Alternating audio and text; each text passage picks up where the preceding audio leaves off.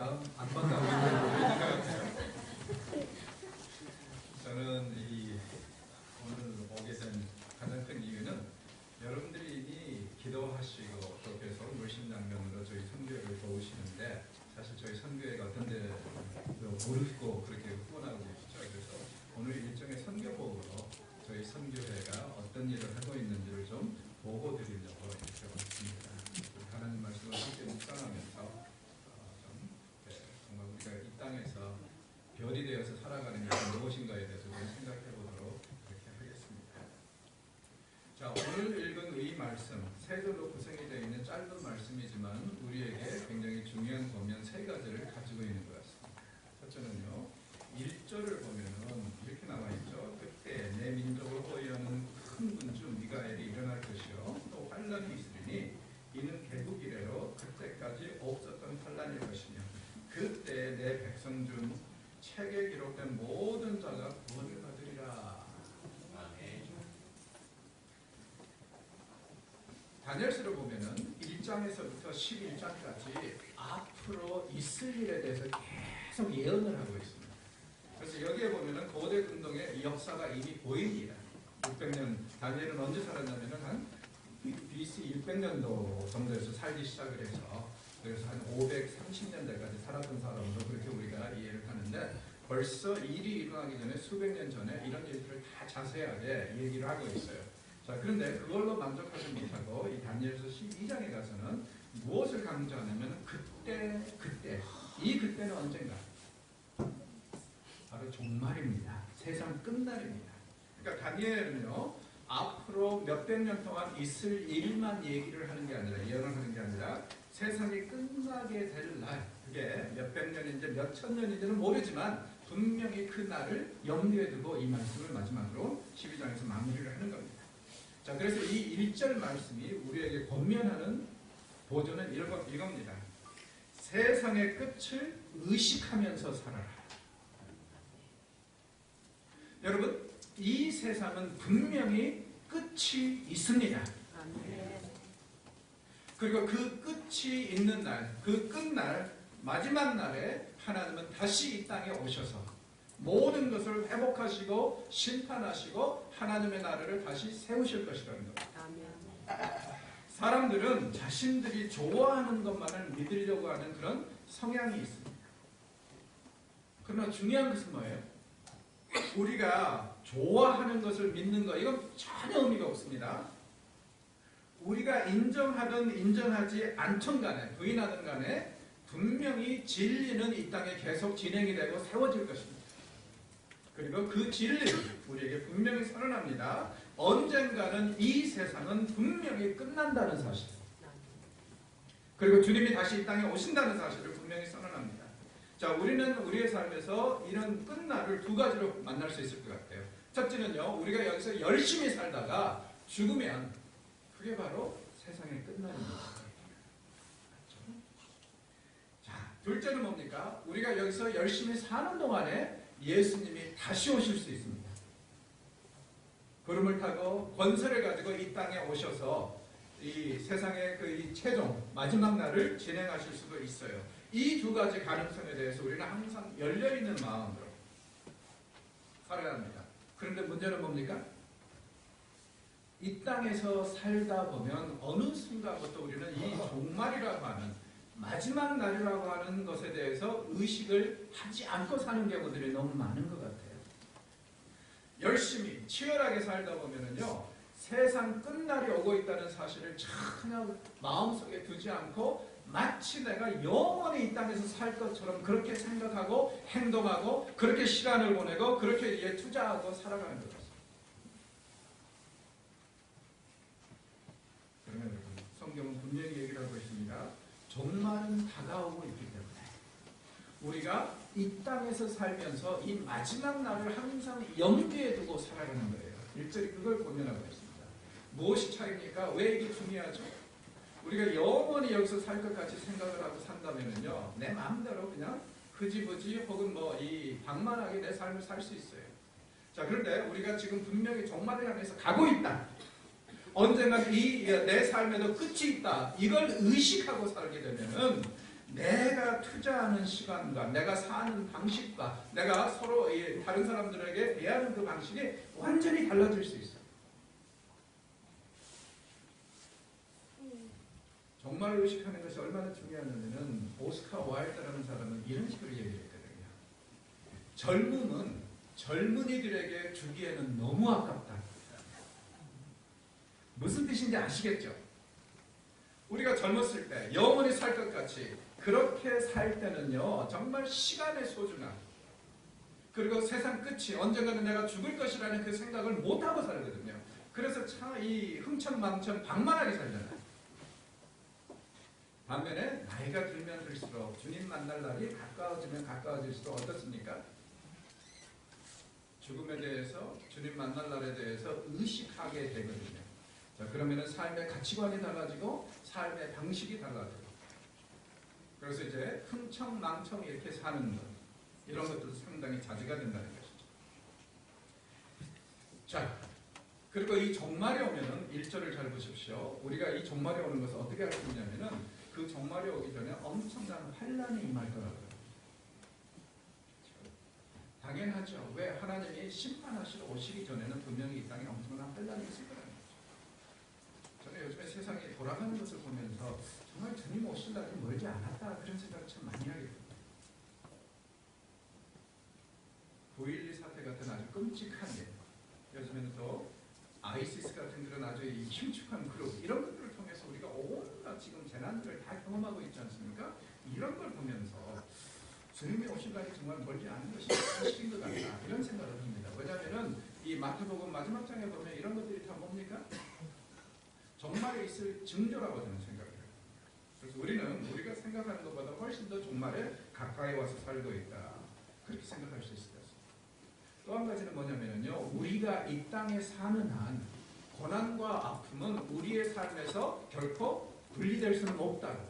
즉 다시 말해서 이 땅에서 크리스찬으로 사는 것은요 항상 고통과 아픔을 동반하는 삶이라는 것을 또 강조하는 것입니다.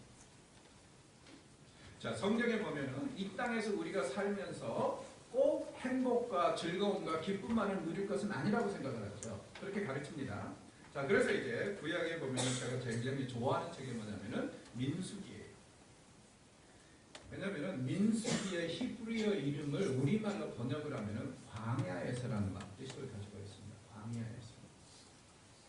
왜 이게 중요하냐면은 약속의 땅을 들어가기 전까지는 이스라엘이 어때요? 광야에서 살아야 된다는 거예요. 그런데 한번 생각해 보십시다.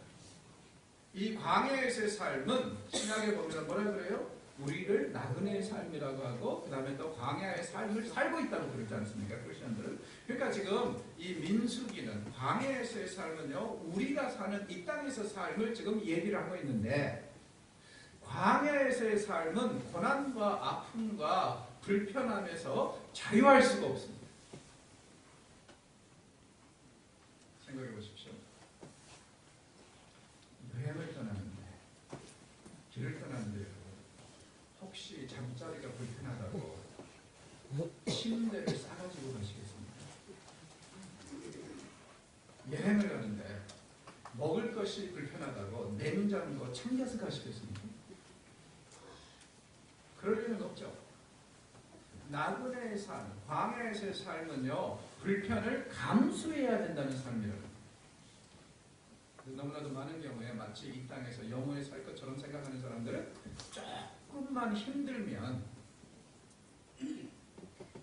영어도 잘 못하면서 하나님한테 뭐라고 드립니까? 하나님 와이 때립니다. 그렇죠? 그렇지 않습니다. 1절은 분명히 우리에게 얘기하고 있습니다. 종말이 올 때까지 우리의 삶은 고난과 아픔으로 채워져 있을 수 있다. 그리고 이런 것들이 오거든 좌절하지 말고 오히려 주님이 오실 날이 가까워졌다는 것을 깨닫고 살아라. 자, 두 번째로요. 2절은 우리에게 이런 본면을 하고 있습니다. 영생을 준비하라.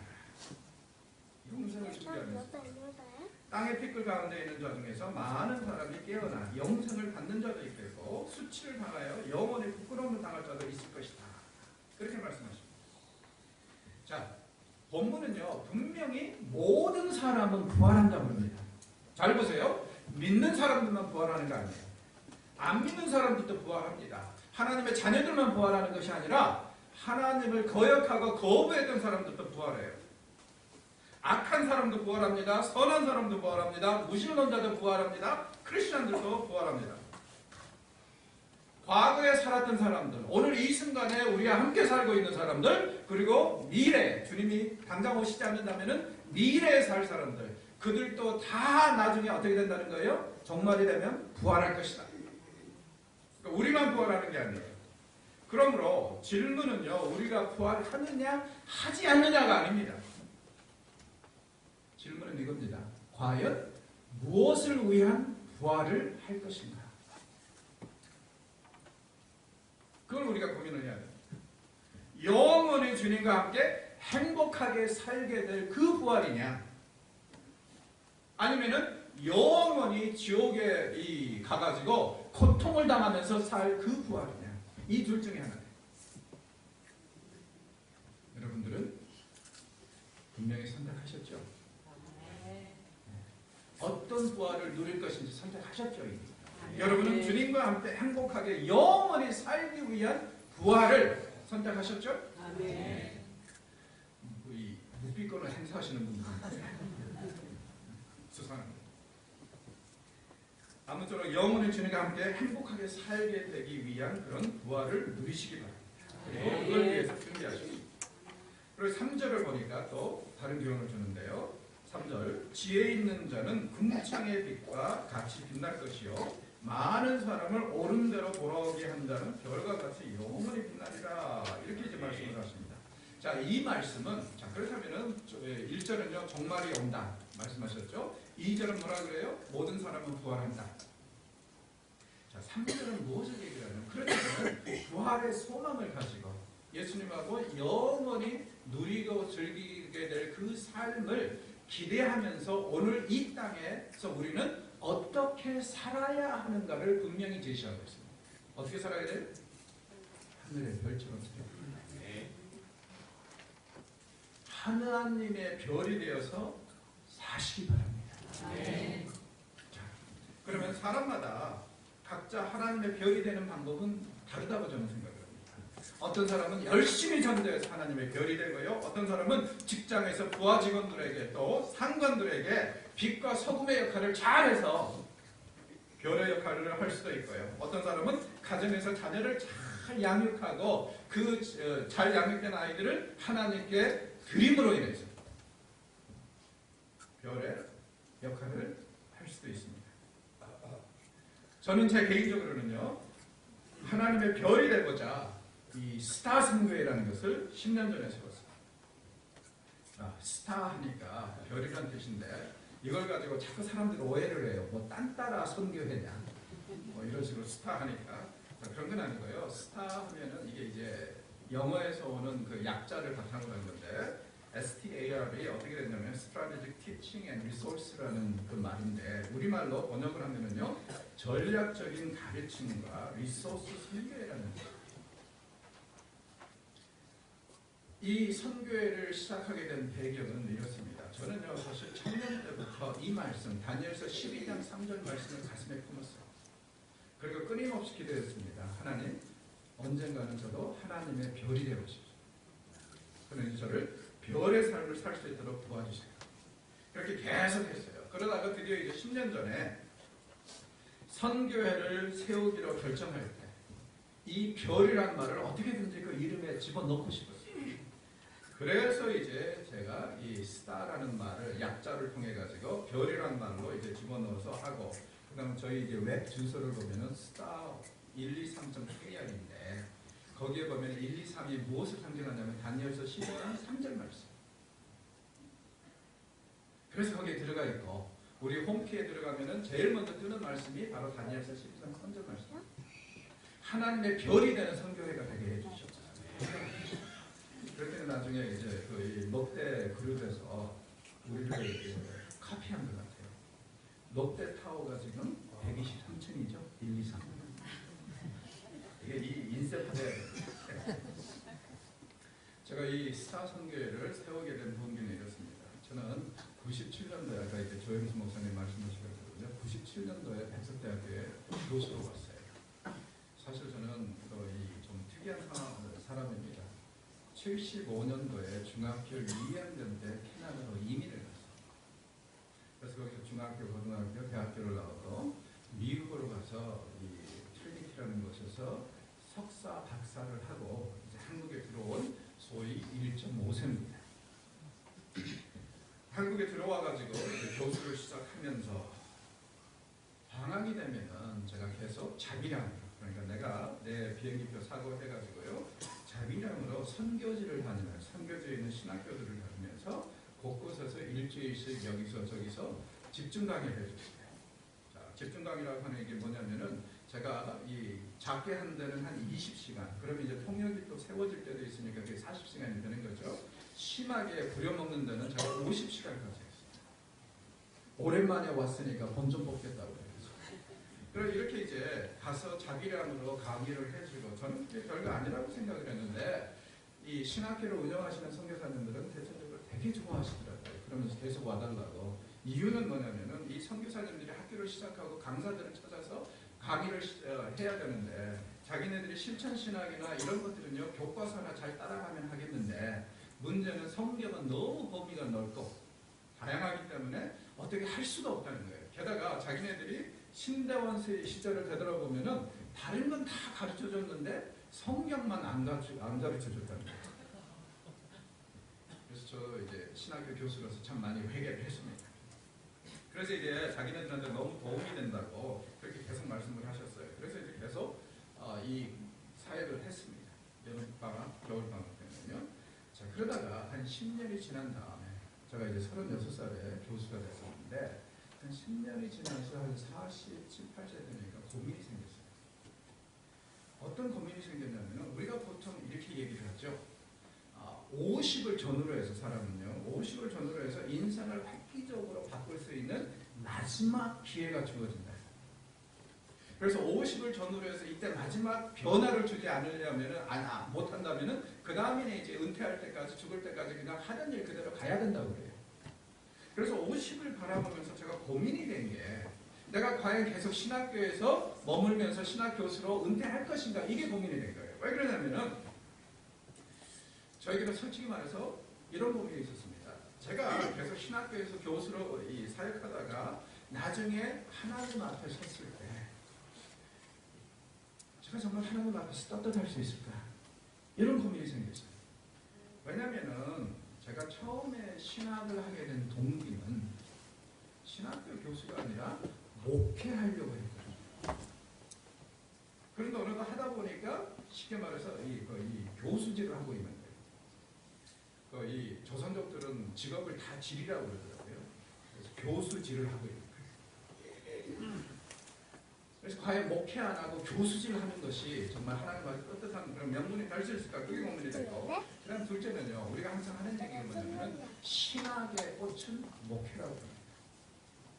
그래서 저는 솔직히 말해서 목회를 풀타임으로 2세 사역은 좀 해봤지만은 1세 사역은 그렇게 많이는 못 해봤어요. 이런 상황에서 목회자 양성기관인 신학교에서 목회는 이렇게 해야 된다고 가르치는 것이 좀 이상하다 이거예요. 그래서 이제 그런 부분이 고민이 됐습니다. 그래서 이제 제가 그때 제 아내하고 그 다음에 몇몇 친구들한테 기도를 요청했어요. 나 이런 이유에서 지금 고민이다. 정말 학교에 계속 남아야 되는지 아니면은 목회자를 다 찾아서 목회하기 위해서 떠나야 되는지 이거 고민이다 하고 기도를 하겠습니다. 한 1년 후에 다 물어봤습니다. 대답은 다 잔인했습니다. 너는 목회 못한다. 왜 못하냐 그랬더니 첫째, 성질이 더럽다. 둘째, 은사가 다르다. 여러 가지 이유가 있더라고요. 그러면서 또 한 가지 나온 게 이거였어요. 저는 목회자들을 위해서, 목회자들을 어떻게 설교할 것인가, 본문가들 그리고 어떻게 성경 공부를 인도할 것인가에 대해서 계속 책을 써내고 있습니다. 그래서 이제 올해면은 구약이 다 끝나는데 한 30권이 나와요. 그리고 내년부터는 신학을 가는데 이게 이제 한 30년 전부터 준비를 한 거거든요. 그거 어떻게 할 거냐는 거예요. 왜냐면은 목회자를 떠나면은 너 언제 시간을 내가지고 이걸 다 쓸 것이며 자료를 정리를 해야 되는데, 그다음 더 나아가서 교수가 아닌 목회자의 책을 누가 사느냐 이거예요. 어느 목사가. 이런 것들에 대해서 현실적으로 얘기를 하더라고요. 그래서 결국에는 이 주변의 모든 너는 목회 못한다, 이 결론을 내려주신 것을 인정하고, 그리고 저의 무능함과 은사를 인정하고 신학교에 남기로 했습니다. 그러면서 이제 하나님께 기도했어요. 만약에 그러면 내가 계속 신학교에서 남아서 신학교수로 은퇴를 할 거라면은 하나님, 제가 교수질 외에 하나님 나라를 위해서 할 수 있는 것이 무엇입니까? 하고 질문을 했어요. 그때 주님이 주신 감동이 이겁니다. 너 97년도부터 해온 일이 있지 않느냐? 그거 확장하라는 거예요. 그래서 너만 가지 말고 더 많은 사람을 보내서 정말 선교지에 있는 신학교들과 이민교회의 목회자들에게 양질의 신학교육을 계속 해줘라. 그래서 그들이 제대로 성경을 알아가지고 제대로 된 설교를 할 수 있고 제대로 된 성경 공부를 인도할 수 있도록 해라. 하나님의 말씀만이 사람을 변화시키는데 그 말씀을 제대로 목회자들이 알아야 되지 않겠느냐, 이런 도전을 주셨어요. 그래서 이제 2010년 11월에 스타선교회를 세웠습니다. 스타선교회는 어떤 일을 하냐면 이런 일을 합니다. 먼저 강사는요, 우리가 파송하는 강사는 시간을 기부합니다. 자원하는 거예요. 일주일 동안 어디 가서 집중 강의하는 그 시간을. 그 다음에 선교회에서는 비행기표를 후원해줍니다. 그리고 세 번째로요, 선교지에 있는 선교사는요, 이 강사를 공항에서 픽업에다가 먹이고 재우고 부려먹고 다시 공항으로 데려다 주면 됩니다. 그래서 이제 세 가지가 잘 운영이. 그래서 강사는 시간을 내주고, 둘째 우리는 비행기표를 후원하고, 셋째 선교사는 그냥 이렇게 먹고 재워주는 걸로 해서 좋은 양질의 교육이, 신학교육이 현장에서 이루어질 수 있도록 그렇게 하는 선교회입니다. 선교회는 여러 가지 방법이 있죠. 어떤 선교회는 교회를 세워주는 것을 굉장히 신경 써서 하는 일. 그리고 저희 선교회는 저 생각에는 어떤 생각을 가지고 있었냐면은 건물보다는 리더들을 제대로 세워주는 것이 더 중요하다. 왜냐하면 건물은 5년, 10년이면 없어질 수도 있지만은 리더를 제대로 세우면은 이것은 100년 되기라는 거죠. 그래서 목회자들, 현장 지도자들을 제대로 세우자. 이게 우리의 목적이었거든요. 그래서 그건 결국에는 교육밖에는 없다. 자, 선교회를 시작한 첫 해, 저희들이 27유닛을 내보냈습니다. 자, 한 유닛이 뭐냐면은 어디 가서 일주일 동안 집중 강의하는 것을 한 유닛이라고 합니다. 한 유닛이 보통 보면은요, 한국어로 한 10시간에서 20시간입니다. 그러면 이제 통역이 소개될 경우에는 이것이 역시 20에서 40시간 강의로 늘어나는 것이죠. 자, 첫 해는 27유닛을 달성하기 위해서 강사들의 비행기표를 샀는데 쉽지 않았습니다. 그래서 심지어는요, 언젠가는 저희들도 뭐 아파트라도 하나 은퇴하기 전에 마련하고 싶어가지고 주택 청약 통장 예금이라고 그러면 하여튼 뭐 그런 거 있는데 그거 하나 들어놨는데 결국에는 그것까지 깨가지고 강사들 비행기표를 사주는 등 그렇게 갔습니다. 그렇게 이제 미비하게 시작을 했는데 어느덧 10년이 지나서 올해 이제 가을이면 10주년이 되는데요. 올해는 여러분 저희들이 200명 이상을 내보낼 것 같아요.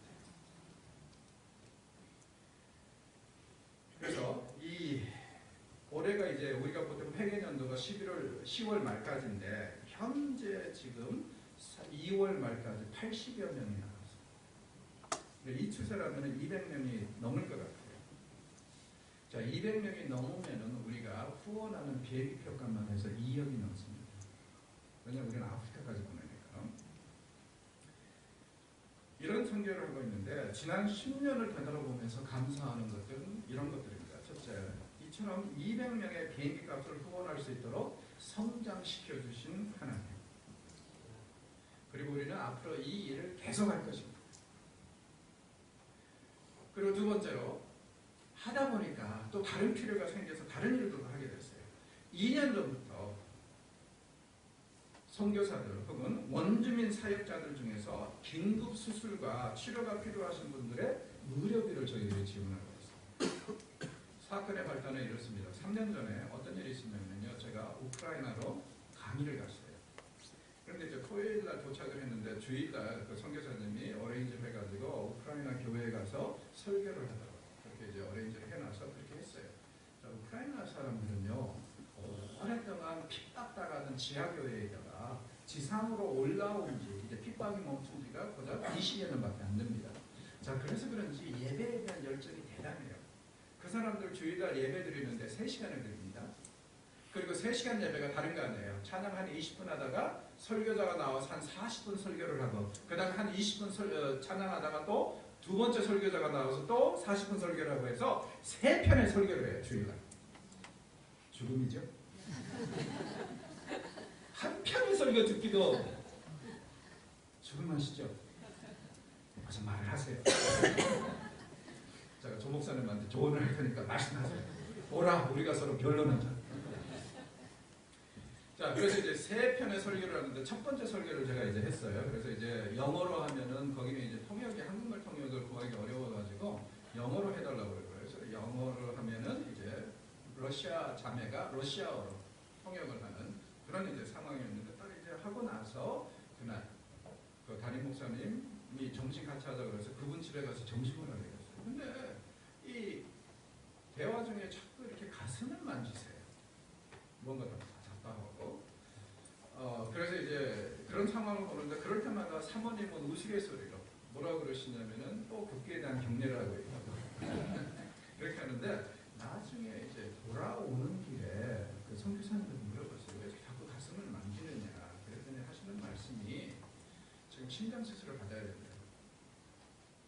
그런데 돈이 없어서 심장 수술을 받지 못하는 상황이라고. 그래서 이제 통증이 올 때마다 가슴을 만지는 거라고 그러더라고요. 그래서 그러냐고. 그러고 말았죠. 그래서 이제 봉급은 얼마나 받느냐. 그 담임 목사님이 그랬더니 그 교회에서 담임 목사님이 받는 게 우리나라 돈은 한 5만 원이에요. 수술비는 얼마나 되는데 한 500만 원 들어간다고 해서. 그러니까 여러분 공산주의가 절대 공산주의 아닙니다. 공산주의 나라에서요 돈이 없으면 사람 취급도 못 받고 수술도 못 받아요. 그러니까 웃기는 짜장면들이 제가 볼 때는 공산주의더라고요. 결국에는 이분도 지금 60이 딱 그때 60이었는데 자기는 이제 살 만큼 살았고 이렇게 살다가 주님이 언제든지 부르시면 그냥 갈 각오로 이렇게 살고 있다는 거예요. 자, 그렇게 하고 나서 이제 제가 월요일부터 금요일까지 강의를 했는데 그 강의하는 도중에 이분도 월요일부터 금요일까지 학교에서 상주하시면서 가만히 보니까 뭘 하시냐면은 계속 제 강의를 들으러 오는 학생들을 짬짬이 강의 시간이 아닐 때마다 계속 상담을 해주고 컨설팅을 해주는 거예요. 그래서 이제 선교사님한테 물어봤죠. 저분이 하시는 일이 뭐냐 그랬더니 하시는 말씀이 우크라이나 교회가 지하에서 올라왔기 때문에 굉장히 젊은 교회라는 거예요. 근데 이분은 굉장히 독보적인 존재예요. 왜냐하면 엄청난 핍박과 고난 속에서도 견뎌낸 목사님이다 보니까 젊은 사람들한테 교감이 될 뿐만 아니라 젊은 목회자들한테 꼭 필요한 멘토라는 거예요. 그래서 이분이 여기 와 있으면은 신학교육 받으러 왔다가 자기네들의 목회 그 상황에서 상담하고 싶은 것이 있으면 꼭 이분한테 찾아가가지고 계속 일주일 동안 해주기 때문에 이분을 특별히 항상 강의가 있을 때마다 모셔서 컨설팅을 해주도록 젊은 목회자들한테 그렇게 해주도록 하고 있다는 거예요. 그 얘기를 들으니까 참 감동이 되더라고요. 그래서 일주일 동안 계속 기도를 했습니다. 어떻게든지 살려야 되겠다. 왜요? 이건 단순히 그분은 죽어서 천국 가시면 그분의 축복이지만 중요한 것은 뭐냐면 이곳에 남아있는 젊은 목회자들도 이분한테 얻을 게 너무 많잖아요. 그래서 이제 떠나는 날 제가 선교사님한테 그렇게 이제 말씀을 드렸습니다. 제가 돌아가면은 우리 이사님들하고 상의를 해서 만약에 선교회에서 후원할 수 있으면은 후원하겠고 만약에 선교회가 어렵다고 그러면은 제가 개인적으로 돈을 보낼 테니까 수술 날짜 잡으십시오. 그렇게 돌아와서 다행히 감사하게 우리 이사님들이 기꺼이 흔쾌히 그런 일을 우리가 도와야 된다. 그래서 그분을 수술비를 대준 일이 있습니다. 그 일이 계기가 돼가지고 2년 전부터는요. 선교사님들이나 혹은 현지 지도자들 중에서도 이렇게 좀 당장 수술을 받아야 하는 사람들이 있으면은 아예 우리가 그 의료비를 지원해주는 그런 프로그램도 시작을 했고요.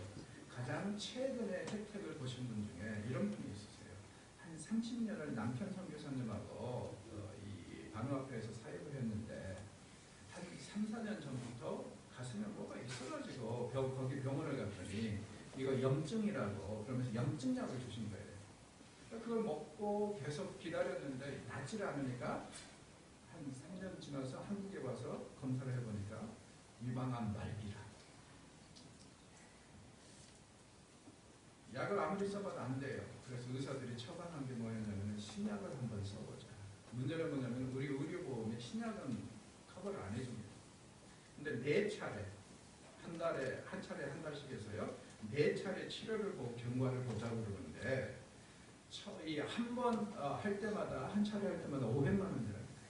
신약이기 때문에 의료 지원도 안 되고. 그래서 이분들이 어떻게 해가지고 3차례까지는 했는데 4번째 지금 500만 원 수술을 거의 치료를 또 받아야 되는데 대책이 없어서 어떤 분이 우리 선교회가 이런 일을 하고 있다는 것을 알고 연결해 주셔서 500만 원을 지원했어요. 그리고 지금 이제 경과를 보면서 앞으로 더 지원해야 될 일이 있으면 더 지원하도록 그렇게 약속을 했습니다. 이런 일을 하는 것도 저희들이 또 추가를 하게 됐습니다. 그리고 저는 신학교에 몸담고 있기 때문에 그런지 몰라도 우리 신대원생들의 어려운 형편을 너무 잘 압니다. 저는 가끔가다 그렇게 생각합니다. 하나님은 왜 그렇게 힘들고 어려운 사람들을 신학교에 보낼까? 형편이 좀 괜찮은 사람들 좀 보내시지. 성지동산에 가난한 사람들이 힘든 사람이 너무 많아요. 그래서 이제 저희가 하는 일 중에 하나가 뭐냐면 매 학기마다 형편이 어려운 학생들 20명을 선발을 해서 한 사람당 100만 원씩. 그래서 1년에 4천만 원은 우리가 신대원생들에게 지금 장학금으로 지원을 하고 있습니다. 또 개척교회 목사님들에게 책을 제공하기로 합니다. 그 다음 우리 학생들 중에서 교회를 개척한 사람들에게도 또 책을 지원하기도 하고 이런 일들을 하고 있습니다. 지금까지 10년 동안 우리가 해왔던 일이 이런 일입니다. 그리고 앞으로 10년을 바라보면서 저희는 이런 일을 또 꿈꾸고 있습니다. 해외 사역은 계속할 거예요. 의료비 지원 사역도 하고 그 다음에 선교지로 강사들 보내는 것도 계속할 겁니다. 그런데 여러분 이게 굉장히 흥분이 되는 게 뭐냐면요. 세계적으로 지금 신학교육의 패러다임이 바뀌고 있습니다. 자, 전통적인 방식으로 목사가 되기 위해서는요. 3년 동안 신학교에 가서 풀타임으로 공부하면은 목회학 석사라는 게 나옵니다. 그걸 취득해야지 안수를 주고 그랬는데 지금 현실적으로 볼 때는 이제는 이건 거의 어려운 나라가 대부분입니다. 왜냐하면요. 이게 3년 동안 공부를 하려면 첫째는요. 학비도 비싸지만 미국에서 지금 MD가 하려면 1년에 15,000불에서 2만 불입니다. 우리 돈으로 한 16,000에서 22,000, 1,100만 원에서 한 22,200만 원. 이 정도 들 정도로 비싸졌어요. 생활비는 어떠합니까? 풀타임으로 가면 3년 동안. 그래서 지금 미국 신학교들도 어떻게 바뀌고 있냐면 예전에 제가 공부할 때는요. 3학점을 이수를 하려면 월요일날 1시간, 수요일날 1시간, 금요일날 1시간 이런 식으로 강의 시간을 나눠놨어요. 지금은 2학점을 하든 3학점을 하든 일주일에 한 번만 모입니다. 블락 시스템을 하고 있는 거죠. 이유는 뭐냐면은 신대원 교육이 조금 늦어지더라도 주중에 하루 이틀은 최소한 일을 해서 아르바이트를 해서 생활비 충당하면서 그렇게 끝내라는 거예요. 너무 비싸져가지고. 미국이 그렇습니다. 아프리카, 남미, 아시아는 어떤 추세냐면요. 누가 소명을 받아가지고 목회자가 되려고 하잖아요. 그러면 이제 신학교를 안 갑니다.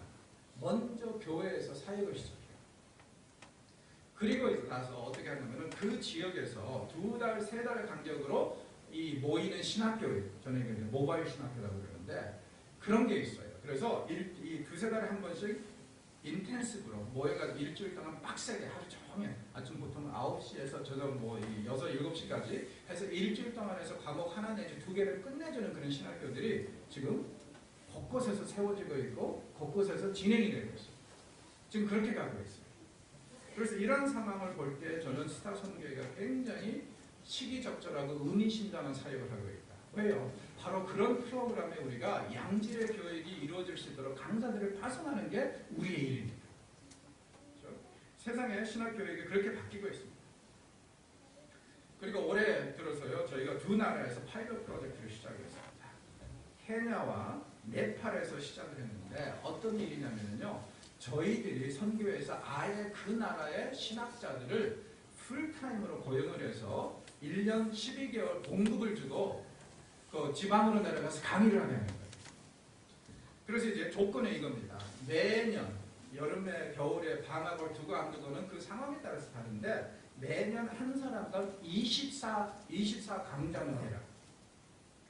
그래서 그러면 한 달에 2강좌죠. 한 강좌당 어느 정도냐면은 그 나라 말로 10시간에서 한 20시간 정도의 집중 강의. 이걸 이제 한 강좌라고 그러는데 1년에 24강좌를 하면은 우리가 풀타임 대우. 그 나라에서 신학자들이 받는 그 풀타임 대우를 그대로 해주겠다는 거예요. 그래서 지금 케냐에서는 2명, 그 다음에 네팔에서는 4명이 이렇게 일을 하고 있습니다. 자, 네팔의 경우에는요, 지금 95% 이상의 목회자들이 신학교육을 하나도 안 받았어요.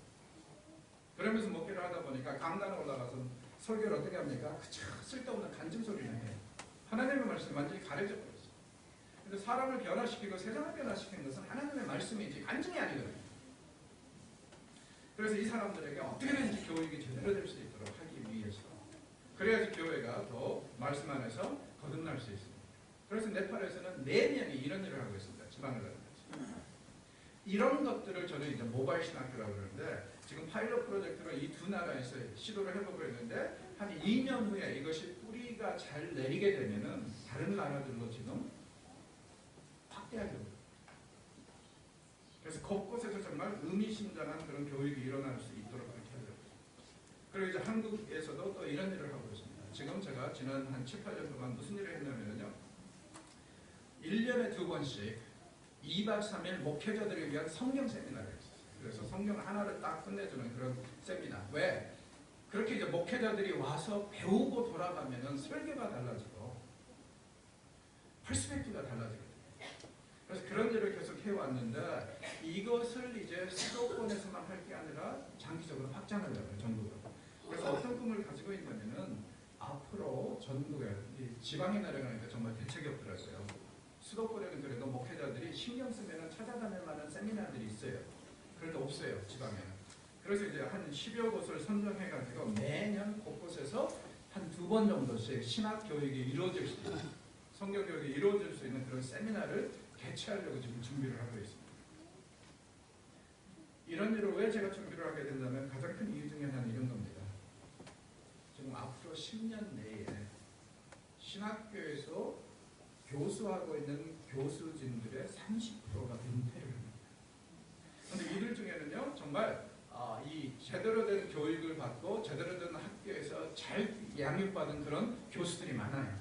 양질의 교수들. 이 사람들이 65세에 은퇴해가지고 그냥 집에서 빌빌거리고 그렇잖아요. 그래서 이분들을 활용을 해가지고 이런 이제 의미 있는 일을 하겠다고 지금 계획을 하고 있는 겁니다. 그래서 한국 내에서도 특별히 지방에서 이렇게 목회자들이 성경 교육을 제대로 받을 수 있는 그런 일들을 만들어 가려고 지금 계획을 하고 있습니다.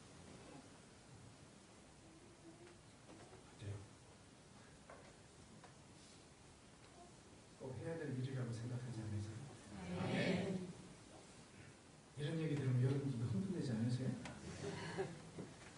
왜 아멘 소리가 줄어들죠? 무슨 말을 하세요?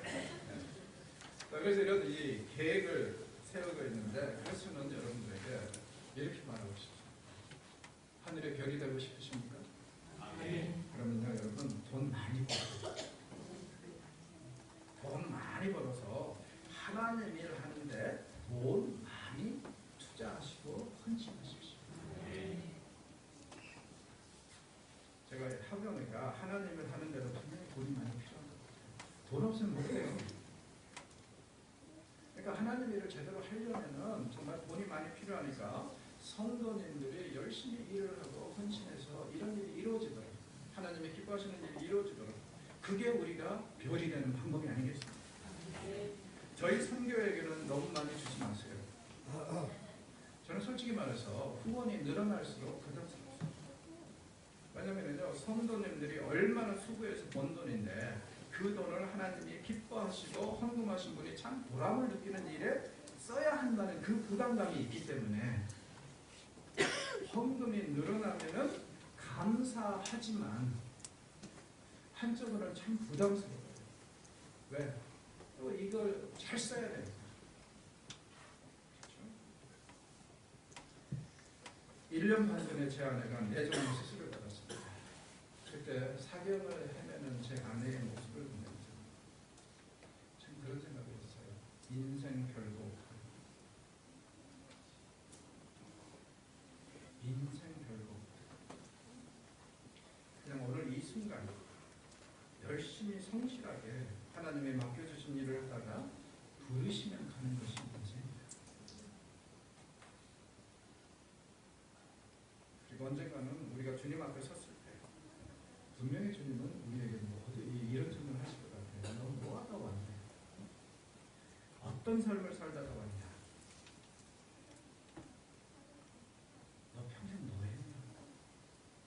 너 하나님 나라를 위해서 어떤 노력을 했냐? 이런 질문을 할 때 여러분의 대답은 어떻게 될 것 같습니까? 저는 이렇게 대답할 것 같아요. 제가 비록 부족하지만 하나님의 별이 되려고 최선을 다해서 살다 왔습니다. 저는 이렇게 말할 수 있습니다. 아직까지는. 여러분들도 저처럼 이렇게 고백을 하실 수 있도록 하시거나 혹은 이렇게 고백하시는 것이 좋을 것 같습니다. 하나님의 별이 되고자 하는 사람들을 물심양면으로 열심히 돕는 일을 하다가 왔습니다.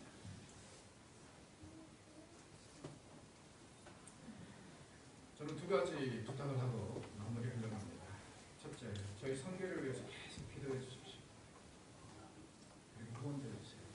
자, 우리 이 강사들은요, 굉장히 위험한 데를 많이 다닙니다. 특히 중국이 얼마나 지금 위험한지 아시죠? 현지 선교사들이 다 쫓겨나는 상황입니다. 중국에 가서 강의할 때 어떤 분은요, 신발을 옆에다 놓고 강의를 해요. 왜냐하면 조금이라도 낌새가 이상하면 빨리 뛰어야 됩니다. 그래서 공안한테 잡히면 지금은요 5천만 원입니다. 한국 사람들은 일단 잡아놓으면은 무슨 일이 있어도 어떤 돈이라도 만들어가지고 오는 줄 아니까 이 인간들이요, 이 성경 가르치다가 잡히면은 5천만 원 아니고 풀어주지 않아요. 그렇지. 그래서 여러분들이 기도해 주셔야 될 게 뭐냐면은 이 물질적으로 후원해 주시는 것도 좋지만은요, 정말 우리 강사들이 안전할 수 있도록, 그리고 그들이 정말 하나님의 말씀을 제대로 선포하고 가르쳐서 거기에서 감동받은 이 나라 원주민 사역자들이 제대로 성도들도 양육하고 가르칠 수 있도록 그 일이 반복될 수 있도록 기도해 주셔야 돼요. 둘째는요, 우리 조영수 목사님을 종종 좀 빌려주세요. 교육학으로 박사하셨잖아요. 선교지에서 교육학에 대해서 강의를 요청할 때 저는 조 목사님 좀 다녀오시고 그러면 좋겠어요. 하나님의 선교하는 교회는 특별히 축복하십니다. 왜냐하면 복음이라는 것은, 하나님의 은혜라는 것은 나누면 나눌수록 우리가 더 풍요로워지는 거 아닙니까? 그래서 정말 함께 기도하면서 교육학의 강의가 필요할 때, 그럴 때 정말 우리 조 목사님이 많이는 부탁 안 할게요. 1년에 한 번 정도? 내지 2번 정도? 그때 저때 하실 수 있도록 좀 빌려주시기 바랍니다. 한 분만 빌려주시겠다고. 내가 이렇게 열심히 열변을 토했는데 한 분만 빌려주시겠다고 하면 안 되잖아요. 그죠? 네, 하여튼 그런 점을 염두에 두고 우리 함께, 저는 주님이 언제 오실지 모릅니다.